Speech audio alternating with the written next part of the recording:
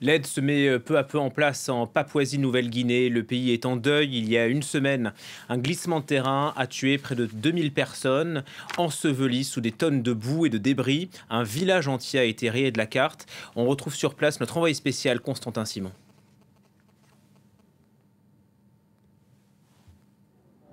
Je suis à Ouabag, la capitale de la région d'Enga, où a eu lieu cette terrible tragédie. C'est d'ici que sont coordonnées les opérations de secours. J'ai pu parler à certaines victimes qui racontent comment leur village a été rayé de la carte, totalement enseveli en pleine nuit.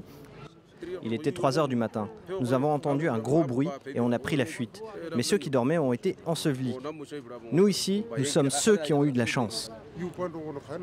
Les roches tombaient et ça faisait comme des éclairs et une sorte de nuage de poussière. J'ai vu le village voisin au loin, c'était comme si une bombe lui était tombée dessus. On n'a pas de machine là-bas. On doit déterrer les corps à la main.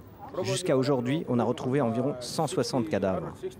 Le problème maintenant, ce sont les opérations de secours. La route a enfin été ouverte après 5 jours, ce qui va permettre à beaucoup de camions d'apporter de l'aide. Ça, c'est la bonne nouvelle. La moins bonne nouvelle, c'est que les machines qui sont arrivées sur la zone du village n'arrivent pas véritablement à accéder à l'endroit où il y aurait des corps ensevelis, tout simplement parce qu'il y a trop de roches et que donc les gens continuent à chercher désespérément à la main leurs proches ensevelis. Et puis, la montagne, comme disent les gens ici, continue à gronder, c'est-à-dire qu'il continue à y avoir des éboulements et cela aussi complique considérablement les opérations de secours.